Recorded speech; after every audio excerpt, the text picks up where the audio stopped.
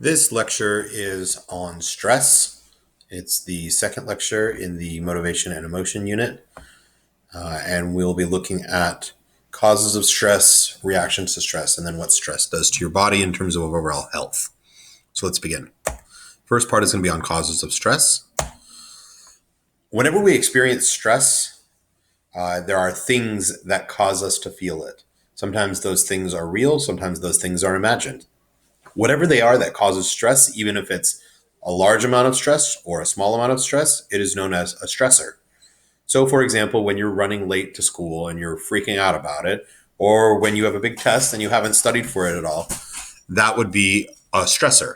How you react to it is referred to as your stress reaction. So, whether you freak out or whether you take it as a challenge. There's actually two kinds of stress. The one that we're most familiar with is distress. Being in a state of distress is obviously when stress provides some sort of negative reaction, some sort of reaction that causes you to feel internal pain. While eustress is referred to as good stress. And eustress is the stress that motivates us to work harder and get better. Um, for example, you may look at that test coming up and you can freak out, which would be then distress. Or you can look at it as I'm going to learn something, I'm going to grow, and I'm going to do well on this. And it's going to push you to actually get better. Stress is what makes us better as people, though too much stress then causes those negative reactions that we associate. There are four main conflict situations, which are the primary causes of stress. An approach situation is when we have to decide between two situations in which the outcome is good. So, for example, do I want to go out to the movies or do I want to go out to dinner? Both are good situations, but the decision causes us conflict. Similarly, avoidance is when we're deciding between two situations where the consequences are going to be bad. Do I want to do my homework or clean my room if I have to do something? So obviously, that's a bit more of a difficult decision because neither of which are desirable. An approach avoidance situation is uh, when we're in a situation in which the outcome could either be good or bad. For example, should I cheat on that assignment? On one hand, I might do better, but on the other hand, I might get caught. And then finally, we have the double approach avoidance, which is where we need to decide between two situations, and both situations can either be good or bad. Like, for example, should I live in the city or should I live in the country? If I live in the city, it's going to be crowded, loud, probably dirty.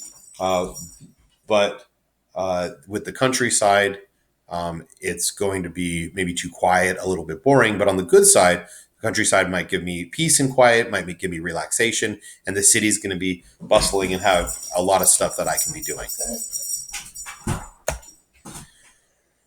Whenever we face a stressor, the first thing we have to do is make a primary appraisal. This is when we decide whether or not we feel stress. So, does this thing cause us stress or does it not? If it doesn't, then it stops there. But if it does cause us stress, then we have a secondary, also known as a cognitive appraisal. And this is when we need to decide what to do about it. This is how we react to stress. There's many things that can cause stress, most of which are in our environment. Catastrophes are major changes to our life that are outside of our control, that significantly cause those changes. And most of the time, those are bad changes. Like, for example, the current coronavirus pandemic, where we all have to stay home and be on lockdown, is a catastrophe. It changes our life completely. It changes the way we live. Uh, Other situations could be like if your house burned down, or if your town is being bombed in a war. Significant life changes are usually good things, yet, even though they're good, because there's such a big change to your life, they cause high amounts of stress. Like, for example, having a child is a very stressful situation. Your whole life changes. You decide to do it, it's great, but at the same time, it causes major changes to your life. Other ones could be like getting married, for example, which is a really, really big deal. But the planning of a marriage is obviously very, very stressful. The small things that causes stress are called hassles. Hassles are like when we're running late or when we get cut off on the freeway or things like that. Now, there's a way to counteract the negative effects of hassles, and that's with uplifts. And that's when people do something nice for us, especially when it's unexpected. So, like, for example, before all of this lockdown, if you showed up at school and one of your friends had a Starbucks waiting for you where you didn't ask for it, that would be an uplift. It's like it makes you feel special, it makes you feel good. Next, we're going to look at reactions to stress. When we experience stress, our body goes into fight or flight mode. This is the mode that we have to keep us alive. Stress is originally something that helps with survival. Like, for example, if we're being chased by a saber-toothed tiger, we're going to need to run faster. We're going to need to be scared. It's going to motivate us to push ourselves to the brink. We have three hormones that influence our stress reactions. Epinephrine is the hormone that gets released by the adrenal gland along with norepinephrine. And those are the hormones that we would know as adrenaline. Epinephrine is what starts the fight or flight response. It gets your body into that heightened state. And norepinephrine is what maintains your body within that state and also helps you come out of that state. Finally, we have cortisol. Cortisol is known as the stress hormone.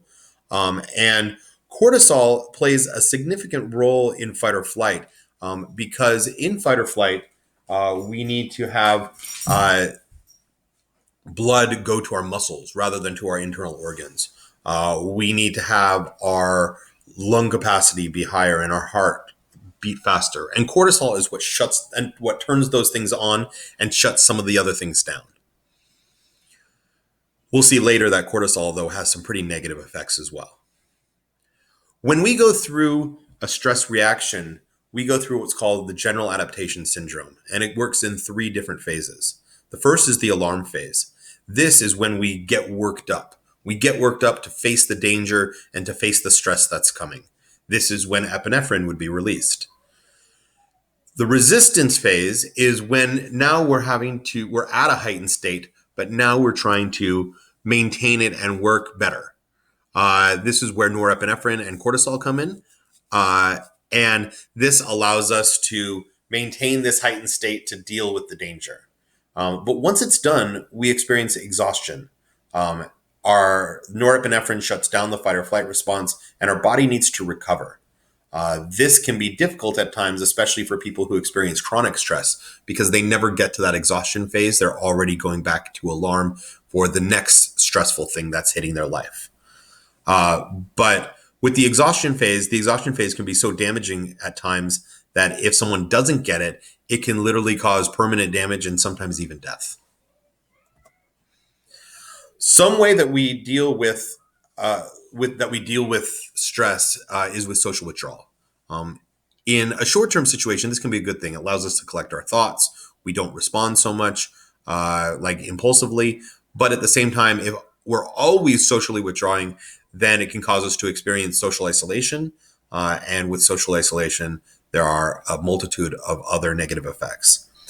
Other people use unhealthy behavior, binge eating, drugs, alcohol are all ways that people deal with stress that are unhealthy, especially the use of substances, because then we develop classical conditioning, because then the drugs or alcohol are the only thing that makes us feel better from stress, which then is one of those hallmarks to addiction because we always feel like we need to have it. Some people use stress as meeting the challenge. They turn the distress into eustress, take it as something not to be overwhelmed by, but instead to work to get themselves better. Finally, some people eliminate some of the negative reactions of stress by using something called tend and befriend. Women tend to do this more than men. And tend to befriend is when we go and help somebody else. It may not eliminate our source of stress, but it makes us feel better to help somebody else. And in that way, we eliminate some of the negative feelings that are associated with stress. Finally, we get to the effects of stress on the immune system and our overall health. One big thing about stress is that it causes us to age faster. Our chromosomes in our DNA have something called telomeres. Telomeres are like the caps to our chromosomes. They naturally decay, and once they decay completely, the cell dies. And this is part of a normal part of aging. However, stress causes those telomeres to decay at a faster rate, which basically means that your cells die faster and you age faster. And if you've seen a picture of any American president at the beginning of their term and at the end, you can really see the effects of this. Stress also causes psychophysiological illness, which is basically just illness in which our mental state influences our physical state. So higher blood pressure, tension, headaches because our muscles are tensed up from the stress are two examples of this. Another one would be like an upset stomach if you're feeling a lot of stress. Ultimately, the effect that stress has on our immune system and our mental state has on our immune system has led us to a completely new and subfield of medicine, and that's psychoneuroimmunology. And that's basically how our mental state, how our thoughts influence our mental state, which then influences our immune system. And here's the real danger with stress. Our immune system has something called lymphocytes. These are white blood cells. There's like 8 different kinds of white blood cells. And lymphocytes attack inflammation that occurs when we experience infection, either from illness or from trauma. So, for example, when your finger swells up and after you get a cut, that's inflammation, and then the lymphocytes will go and attack it and heal it. The problem with stress is that when we experience stress, we create internal inflammation that's not connected to any injury or infection. And the lymphocytes go and attack that. But what they're not attacking is the other infections, the one caused by disease or the one caused by trauma. Additionally, when we experience stress, cortisol shuts down the immune system and most significantly suppresses or shuts down the creation of new lymphocytes. So not only are the lymphocytes that we have attacking inflammation that's caused by stress, but additionally, we're not making new ones to actually attack the disease and the infection, which causes us to heal slower or get sick more frequently if we experience high levels of stress. Finally, stress has a major influence to heart disease. When we go into fight or flight mode, the body stops sending blood sugar or glucose to the internal organs. One organ that doesn't get this blood sugar is the liver. When the liver doesn't get blood sugar, it doesn't filter out some of the toxins that pass through from the foods and foods that we eat and the things that we drink. Additionally, the liver filters out fat and cholesterol. Well, if the liver isn't functioning very well because we're in fight or flight mode, that fat and cholesterol doesn't get filtered out, works its way into our bloodstream, and then collects around the arteries of our heart, which causes us to experience high levels of heart disease. People who experience chronic stress, which are sometimes known as type A personalities, people who are very task-oriented, very organized, struggle with improvisation, they experience a significant amount of chronic stress, which means that their body is constantly going into fight or flight mode and going through this general adaptation syndrome. People who are type B, who are a little bit more easygoing, a little bit more laid back, flexible, type B people still definitely experience stress. And sometimes the stress is more intense because they're not used to it all the time. But what we found is that people who are type A are at a much higher risk of heart disease than people who are type B. The studies have even canceled out or eliminated the effects of things like poor exercise, nutrition, smoking, alcoholism. And what they found is that a type B person who may not exercise very much, who has poor nutrition, who smokes and probably drinks a lot, but is type B, is still at probably a slightly lower risk of heart disease than healthy people who are type A. That just shows the effect that stress has on the immune system and on heart disease overall. Finally, stress, because it's so overwhelming, often causes pessimism. Pessimism can create inflammation. which of course then the immune system attacks, and that leads to higher amounts of heart disease and other illnesses. Pessimism also causes depression, and depression is known to cause high levels of stress.